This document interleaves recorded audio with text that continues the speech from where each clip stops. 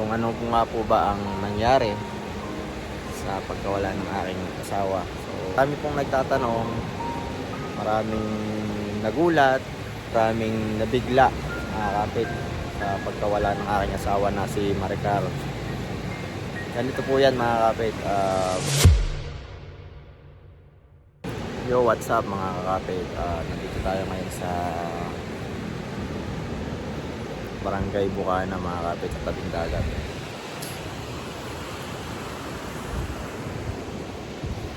Nandito tayo mga kapit para mag ulit ng kung ano po nga po ba ang nangyari sa pagkawala ng aking asawa. So marami pong nagtatanong, maraming nagulat, and maraming nabigla mga kapit sa pagkawala ng aking asawa na si Maricar. So ganito po yan mga kapit.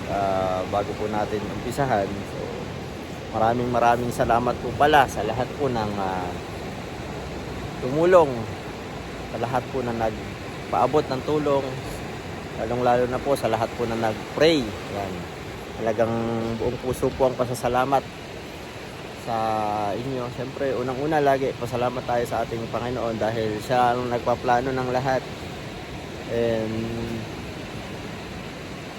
mas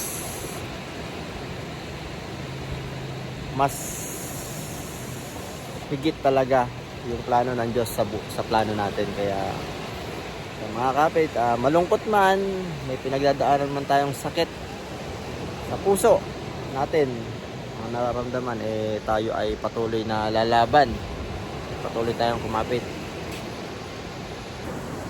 At yun mga kapit, hindi pa naman dito nagtatapos ang lahat. Pag may tinanggal si Lord sa buhay natin, sa mahalaan sa buhay, pero hindi ibig sabihin nun doon na nagtatapos. So mga kapit, sabi ko lang, patuloy lang tayo sa kung ano yung ating ginagawa na makabubuti. So, tuloy lang natin kasi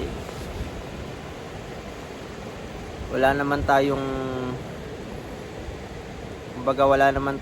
may pagmamalaki sa buhay natin, kasi nga lahat ng ito ay galing sa kay Lord. So wala tayong karapatan magreklamo kung anong estado ng buhay natin ngayon at kung anong sitwasyon meron tayo. Kaya sabi ko lang mga kapit, tuloy lang tayo, laban lang tayo. Ganyan talaga ang buhay.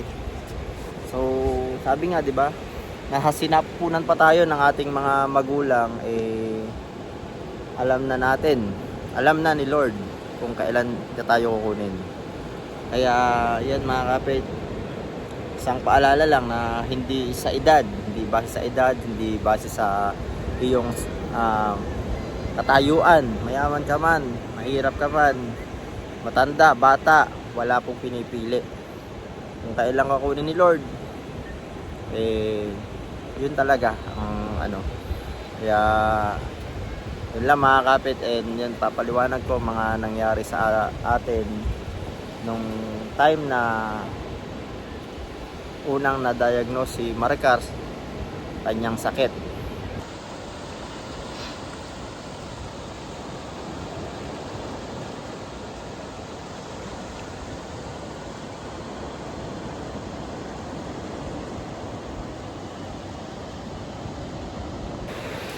Mga kapit, dito ako magkwento sa inyo habang tayo nandito sa may karagatan dito sa Bukana.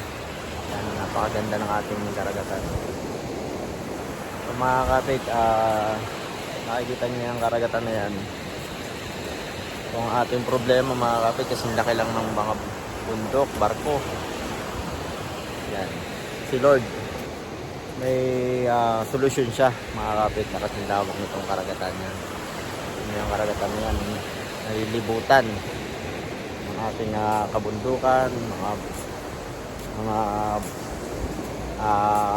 barko, napakaliit niyan. Kaya yan lang, tuloy lang tayo lagi mga kapit. And mga kapit, yan, umpisa natin. So,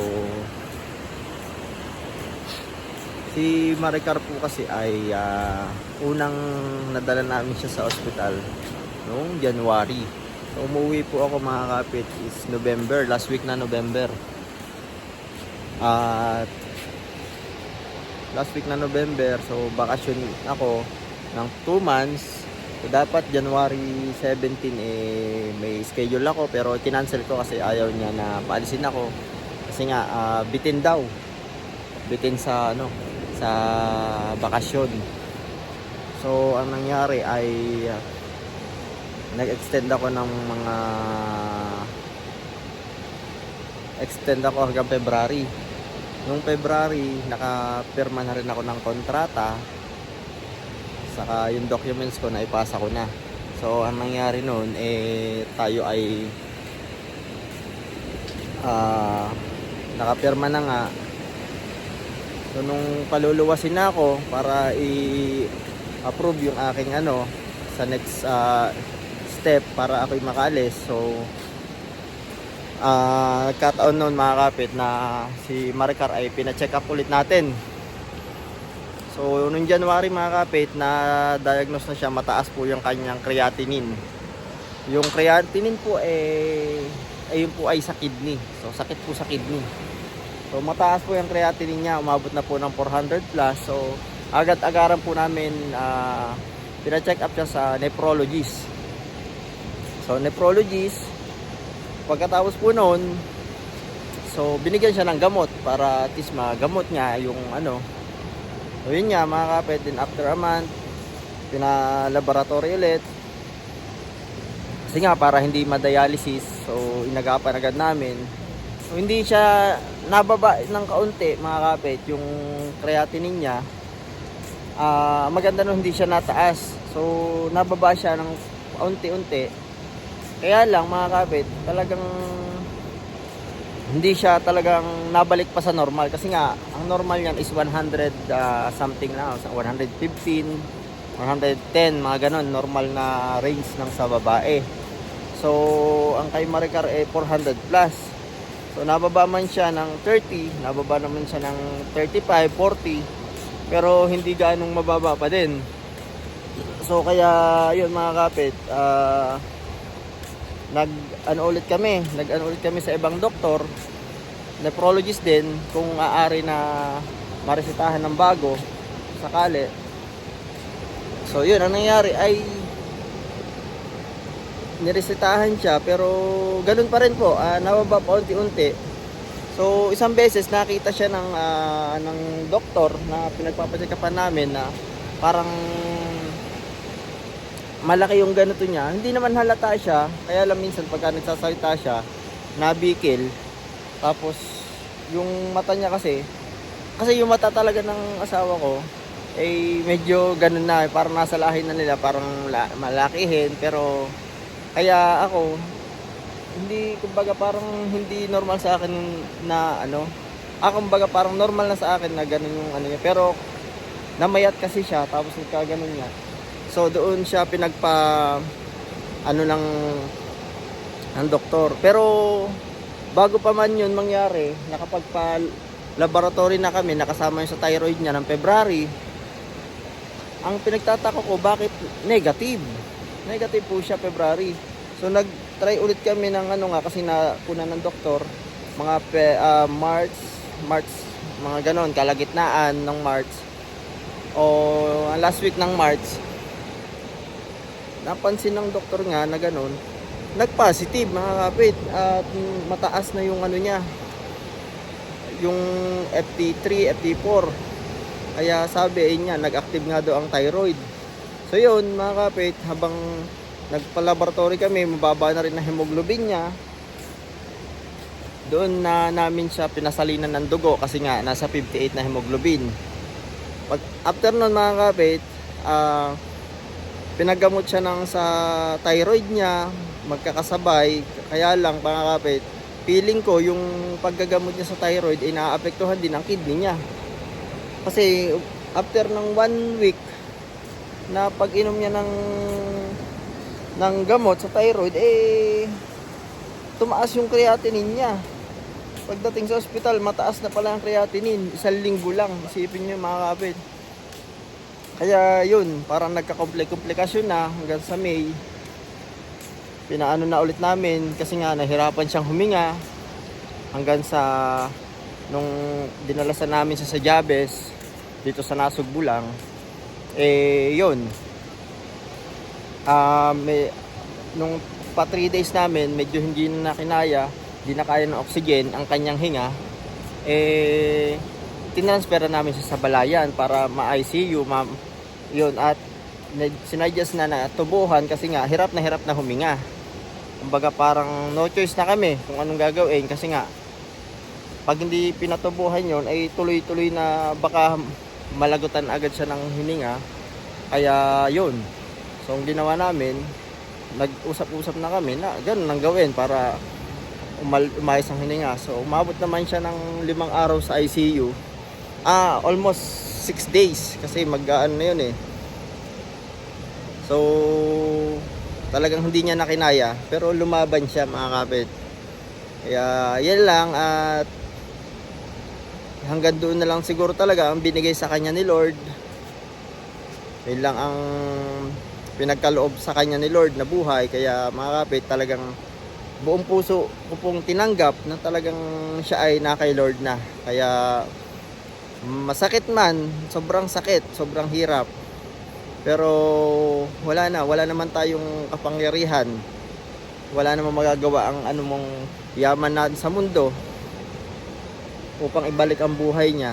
Wala tayong magagawa. Kaya dapat lang talaga nating tanggapin, talagang kinuha na siya ni Lord. At alam ko naman na masayang masaya na siya sa ating Panginoon. And yun lang, masakit pero ganun talaga ang buhay. Yan nga, sabi, walang bata, walang middle, walang matanda. Pag talagang oras na kunin ka ni Lord, wala na po tayong magagawa. Kaya yun mga kapit, hindi ko masyadong mai-explain ng maayos kasi nga hanggang ngayon po mga kapit medyo emotional pa din na hindi ko naman sinasabing ako'y hindi nalulungkot. Sobra ako nalulungkot, pero sabi ko nga, pagka alam mo na ang mahal mo sa buhay, masayang kalagayan na hindi na siya nakakaranas ng sakit karamdaman, magiging masaya ka na din. Mahirap man na hindi na natin nakikita ang kanyang physical na katawan, hindi natin nakakasama ang kanyang physical na katawan, nakikita ang kanyang mga ngiti, nakakausap, mahirap man, pero maging masaya tayo dahil alam natin nasa kay Lord na siya. Yan, alam ko nandyan lang siya, nakagabay sa atin. Kaya mga kapit, nawa ay suportahan nyo pa rin po ako. Malaking adjustment po ang aking kakaharapin sa ngayon. So ngayon po ay nag-aaral na po ang anak namin. Umpisa lang ng Monday para sa kanyang unang pag-aaral mga kapit. And medyo mahirap sa sitwasyon kasi nga siyempre bilang ama, ako na lang yung kanyang magulang na so kailangan ko siyang gabayan muna sa pagpasok. And siyempre kailangan ko rin magtrabaho, medyo malaking adjustment to. Kaya kapit lang, kayang-kaya to dahil kasama naman natin si Lord. Pray lang lagi. At yun mga kapit, and sa susunod na lang ulit mga kapit, para tayo ay ikwento ko sa inyo yung iba pa mga kapit. Medyo kulang pa tayo, sana napaliwanagan kayo. And yun nga, maraming salamat po sa lahat po ng tumulong at nagbigay ng tulong po mga kapit. And also sa lahat po nagpray. Yan. Thank you po. Talagang hindi ko po maisa-isa sa sobrang dami nyo mga kapit. And siyempre wala po tayong magagawa mga kapit kung talagang dahil kay Lord mga kapit. Hindi natin magagawa ang mga ganitong paraan ang dahil kay Lord. Kaya yun mga kapit, God bless sa atin lahat. And hanggang dito na lang mga kapit muna, and sana supportahan nyo pa rin ang vlog kong ito, and nawa ay tuloy-tuloy lang tayo sa ating buhay. Yan lang, God bless you all mga kapit. I love you all, bye bye.